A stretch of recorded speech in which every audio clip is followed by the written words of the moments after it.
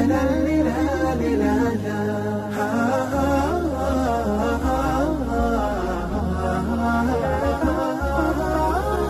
كتاب الله قلبي صار حي. Assalamualaikum warahmatullahi wabarakatuh. Alhamdulillahilladzi bi ni'matihi tatimmus shalihat. Wassalatu wassalamu ala sayyidis sadat wa ala alihi wa ashabihi ahlil fadaili wal karamat. Subhanaka la ilma lana illa ma 'allamtana innaka antal alimul hakim. Rabbi shrah li sadri wa yassir li amri wahlul 'uqdatam min lisani yafqahu qawli. Yang sama-sama kita hormati syekhuna wa sahibuna, tuan guru kita Ustaz Kiai Haji Muhammad Abdus Syukur, Ustaz Abdus Syukur, Syekh Abdul Rashid, Ustaz Abdus Somad. 3 Abdul bersatu dalam hati. Allahu Akbar. Sama-sama kita hormati Ibu Lia, Ibu Rina, Ibu Silvana, Ibu Rusli. Tuh lama saya ngapalnya tuh. Bapak-bapak, ibu-ibu yang tidak dapat saya sebut satu persatu, insyaallah kita semua dimuliakan Allah Subhanahu wa taala. Amin. Hidup indah bersama Al-Quran dan Sunnah. Apa bedanya hidup setelah ada Quran dengan sebelum ada Quran? Itu babi. Ustadz nggak boleh ngomong babi di masjid. Terus ngomongnya apa? Orang namanya babi ya babi. Itu babi ditusuk pakai besi, ditusuk pakai besi, keluar darahnya, lalu dicampur sama khamar, diminum mereka. Bayangkan itu, membayangkannya aja kita mual. Darah babi keluar, ditusuk besi panas, dituang ke dalam gelas, dicampur sama khamar, mereka minum. Jijik. Maka datanglah Al-Quran, innamal khamru khamar, wal maisir judi, wal ansab menyembelih binatang untuk berhala, wal azlam mengundi nasib, rijsun najis, min amalis syaitan perbuatan setan, fajtanibu. Maka orang Islam dilarang meminum najis, darah kotor. Potong ayam, darahnya ditampung dalam mangkok, habis itu beku. Setelah beku dipotong-potong, dimasak sama toco. Haram, tak boleh. Mereka tidak potong sapi. Sapi itu cuman ditembak pakai alat seperti pistol, tapi pelurunya nggak keluar. Namanya stunning, tembak. Setelah ditembak, sapi itu pun bodoh, kemudian mati. Stunning tidak boleh lebih dari 7. Ada angkanya 7. Kalau 8 mati. Tapi kalau 7 dia hanya sekedar bodoh saja. Ibu kalau suaminya galak-galak, tembak pakai stunning. Mas, adik pergi pengajian dulu ya. Ya. Ngepel ya. Ya. Mandiin anak ya. Ya. Lalu kemudian sapi tadi mati, darahnya tidak keluar. Di dalam darah itu banyak bakteri penyakit. Lalu kemudian dagingnya dipotong-potong. Setelah potong diletakkan di atas api, bolak-balik, bolak-balik, bolak-balik, langsung masuk ke dalam roti, apa namanya, barbecue.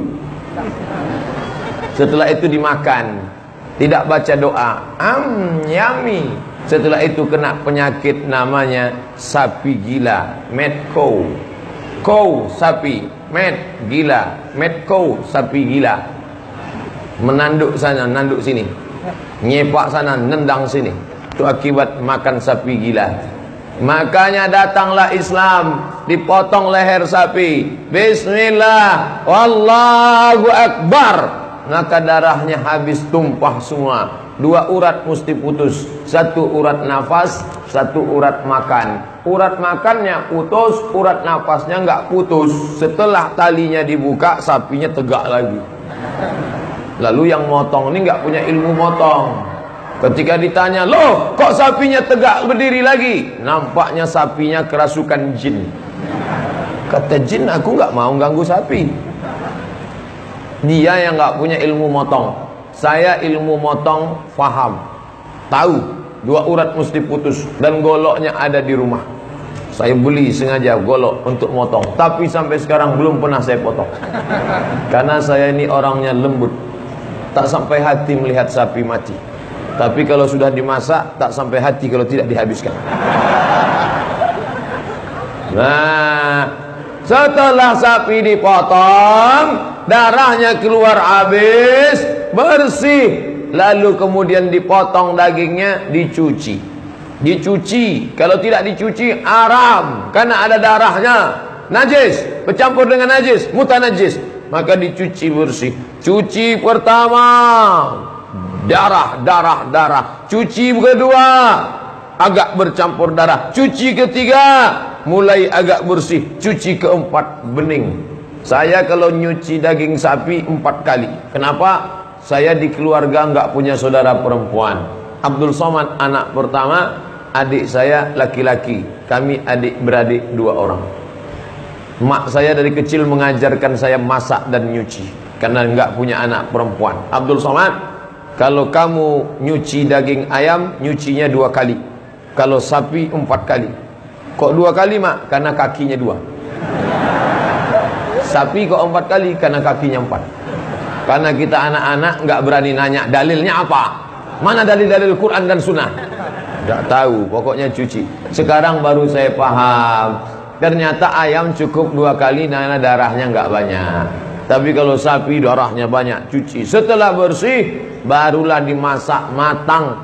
Bukan daging berlumur darah dibolak-balik di atas api lalu masuk roti. Dan setelah matang, dimasak pakai bismillah, makannya pun pakai bismillah. Allahumma barik lana fima razaqtana wa qina azabannar. Yang makanya doa yang diajarkan oleh Ustadz Kiai Haji Muhammad Abdul Syukur, Allahumma inni as'aluka ilman nafi'an, ilmu yang bermanfaat. Ilmu apa? Ilmu tentang Quran, ilmu tentang hadis, bahwa haram makan darah, haram makan babi. Orang yang makan babi, maka sifat babi turun kepada dia. Gimana sifat babi? Seruduk.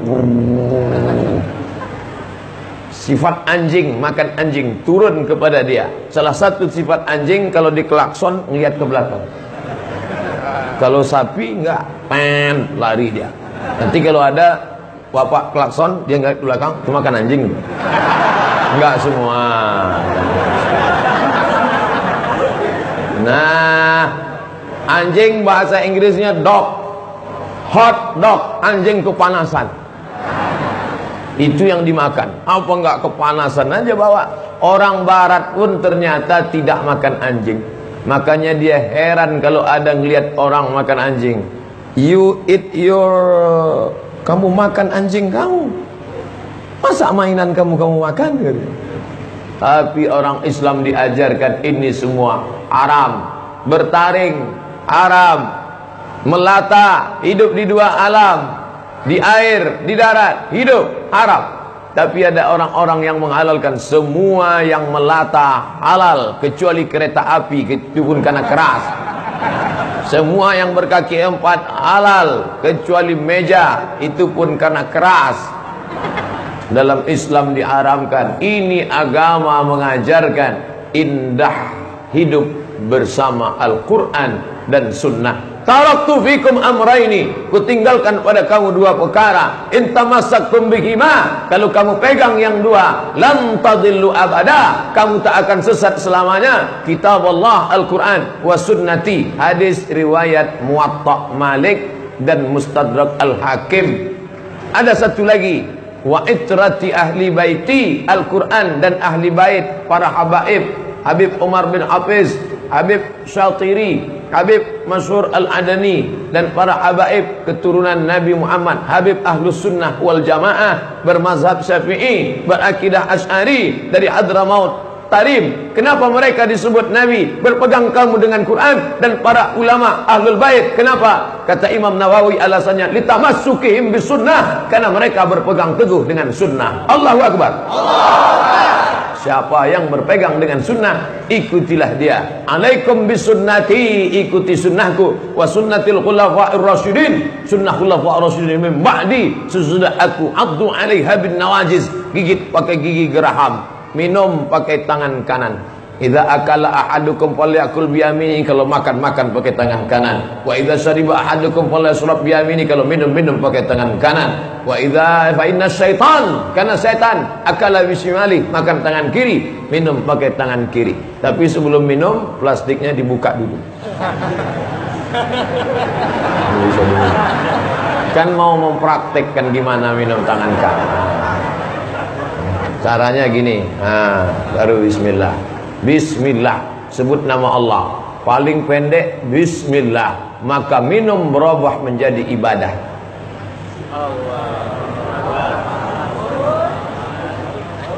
Masya Allah. Gimana rasanya Pak Ustadz? Susah diceritakan dengan kata-kata. Lam ya'rif man lam yadhuq. Siapa yang tak pernah merasakannya, maka dia tak tahu rasanya. Dan rasa ketika diceritakan dengan kata-kata pasti berdusta, karena kata tak pernah bisa mewakili rasa. Jawabannya bukan so sweet. Makanya ketika seorang suami berkata kepada istrinya, menceritakan tentang rasa yang ada di dalam hatinya, apa kata dia? Oh Adinda, kan ku nanti kau 1000 tahun lamanya.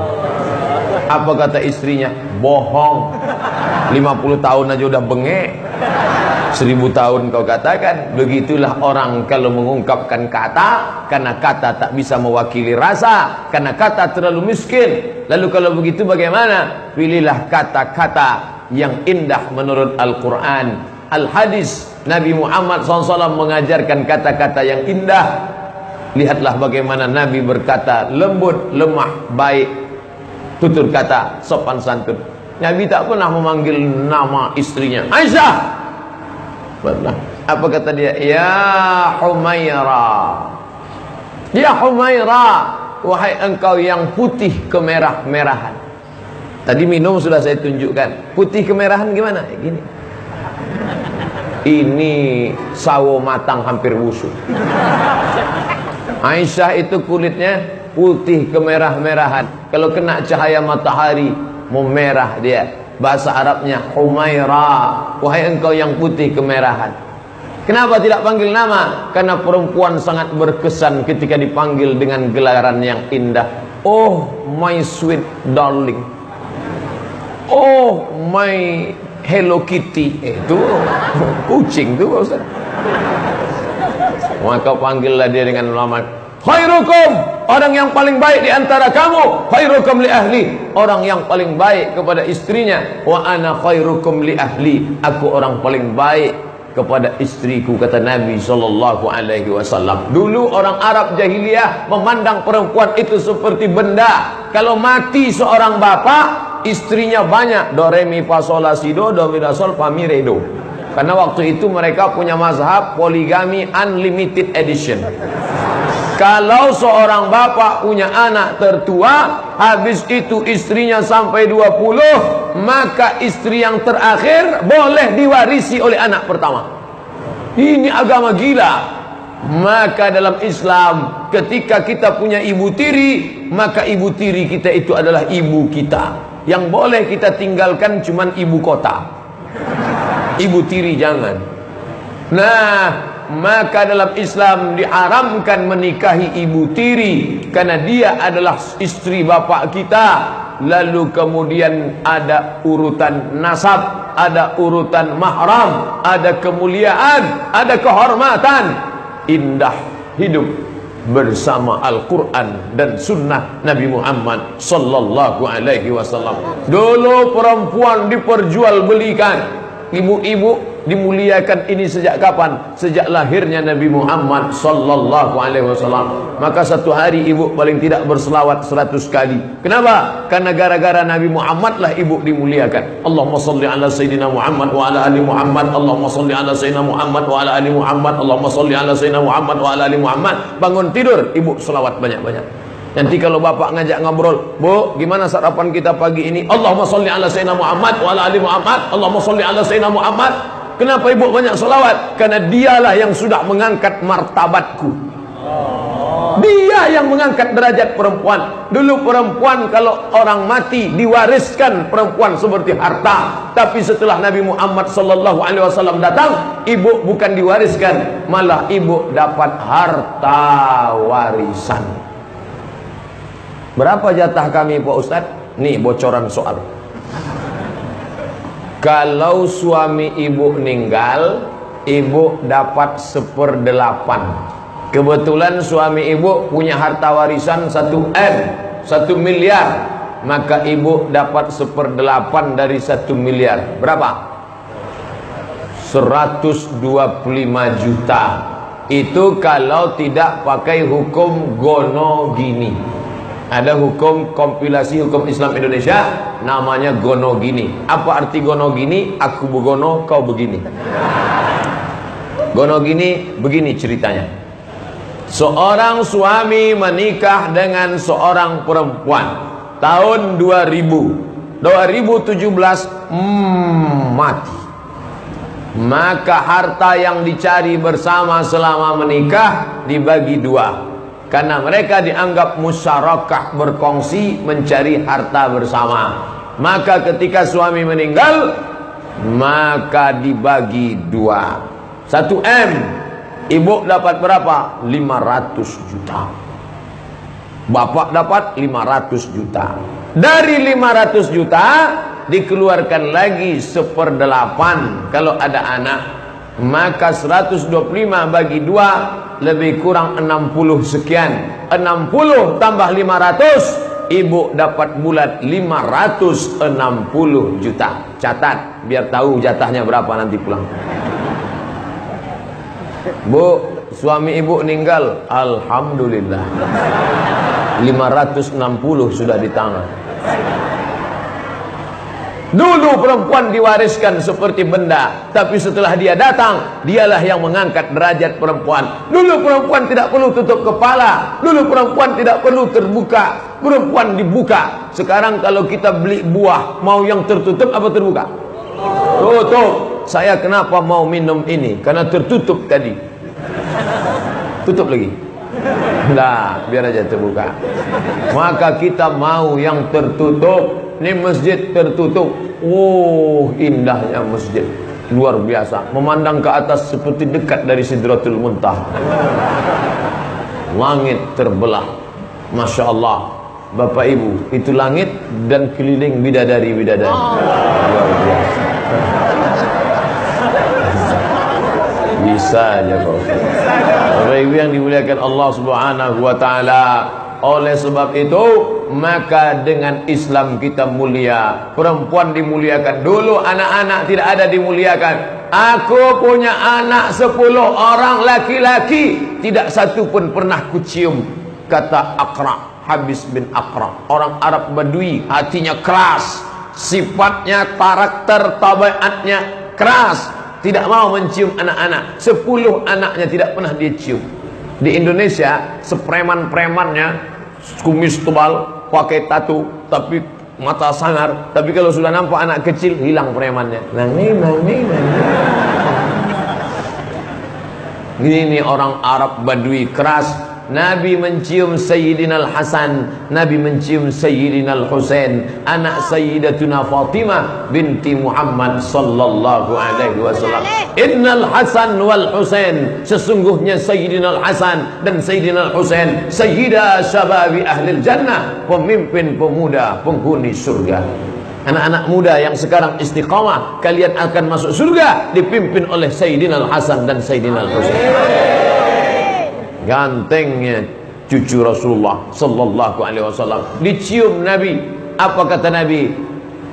Ar-rahimuna yarhamuhumur rahman. Irhamu man fil ardi yarhamukum man fis sama. Man lam yarham la yurham. Siapa yang tak ada rasa kasih sayang dalam hatinya, maka tidak akan turun kasih sayang Allah kepadanya.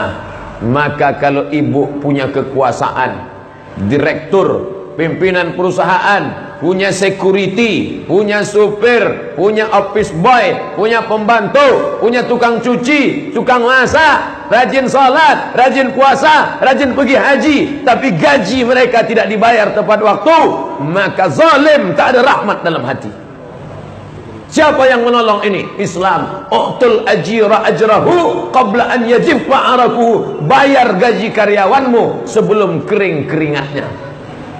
Sebelum kering keringatnya. Nanti ibu pulang dari sini, ambil tisu, lihat tukang masak. Begitu keringatnya belum kering, bayar gajinya langsung. Ini kata-kata ungkapan. Maknanya apa? Cepat bayar gajinya. Kalau biasa gajinya per bulan tanggal 31, tanggal 1, dia bayar sebelum tanggal 1. Bukan masalah keringat ini. Karena ada pekerjaan yang nggak berkeringat sama sekali.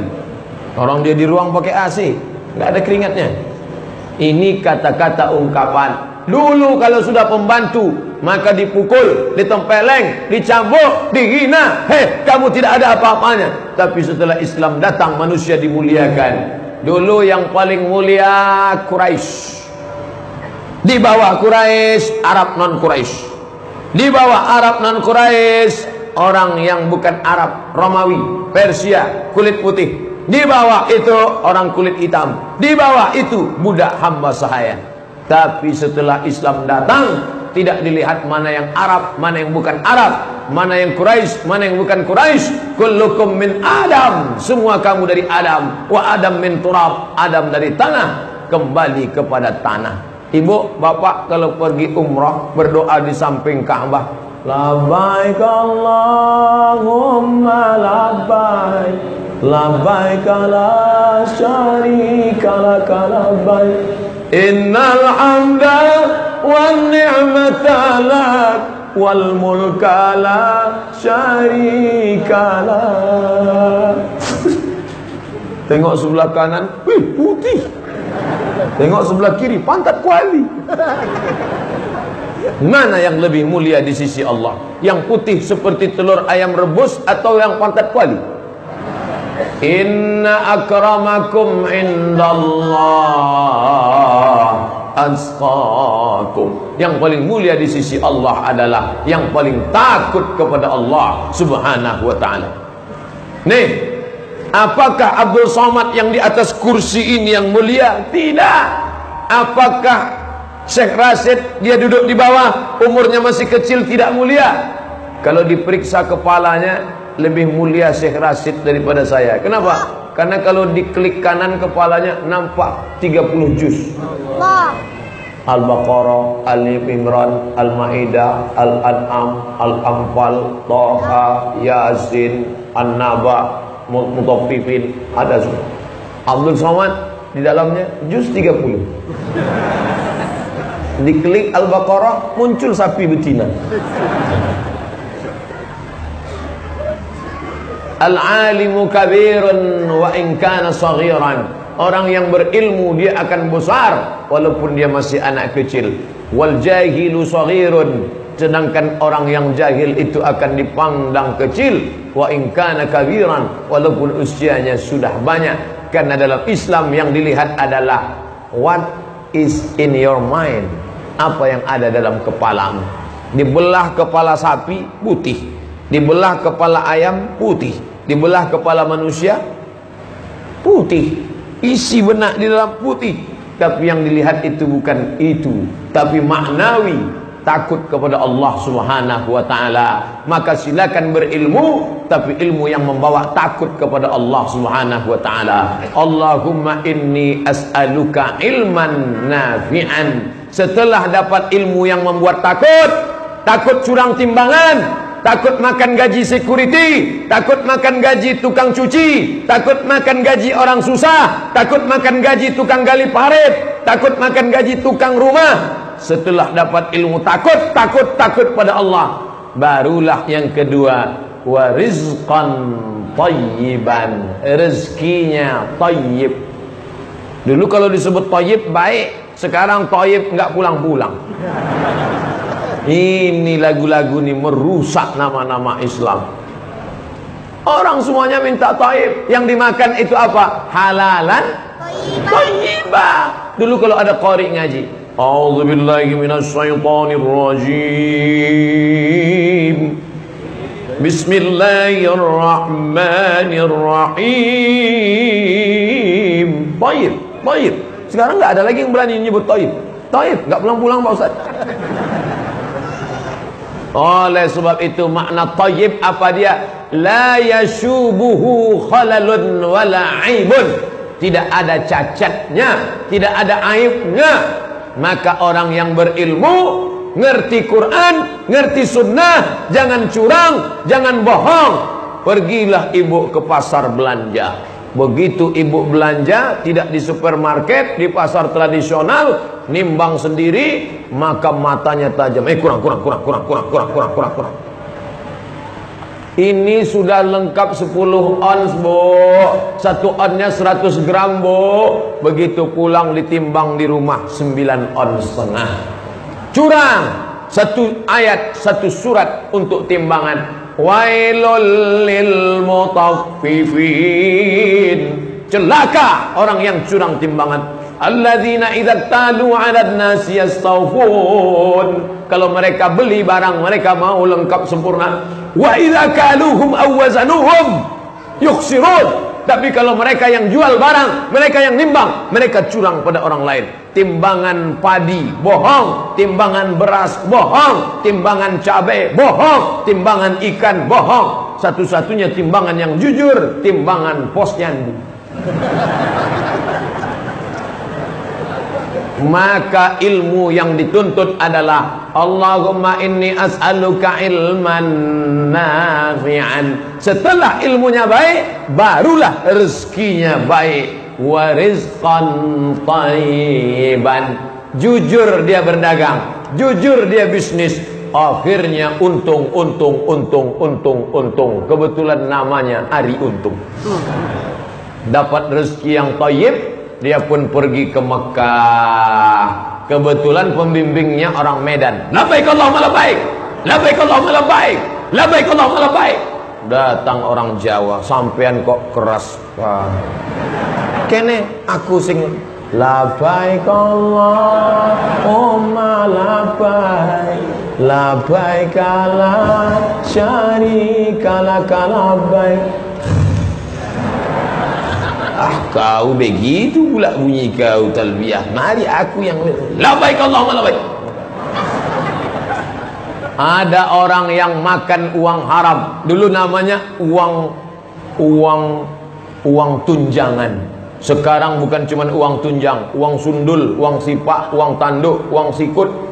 Akhirnya uang ini dibawa ciduk sana. Jurusnya jurus gayung. Ambil sana, ambil sana, ambil sana, ambil sana, ambil sana. Jurus tupai, lompat sana, lompat sana, lompat. Akhirnya duit haram ini dibawa ke Makkah. Sampai ke Makkah nangis, labbaik Allahumma labbaik, labbaik Allahumma labbaik, labbaik Allahumma labbaik. Apa kata malaikat? La labbaik wala sa'daik. Engkau tidak dapat panggilan, engkau tidak dapat kebahagiaan, engkau tidak dapat haji mabrur, zaduka haram, karena kau berangkat dengan uang haram.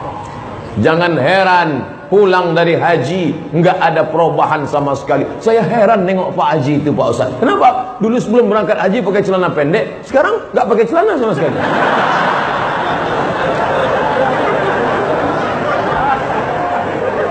Ini 3 sudah sepasang. Allahumma inni as'aluka ilman nafi'a, ilmu yang bermanfaat. Wa rizqan thayyiba. Kalau ilmunya benar, rezekinya bersih barakah. Kalau rezekinya barakah, wa amalan mutaqabbala, amalnya diterima. Kalau ilmunya enggak benar, rezekinya kotor, amalnya tak diterima Allah Subhanahu wa taala. Sekarang banyak orang mengaji bukan cari kebenaran, tapi mencari pembenaran.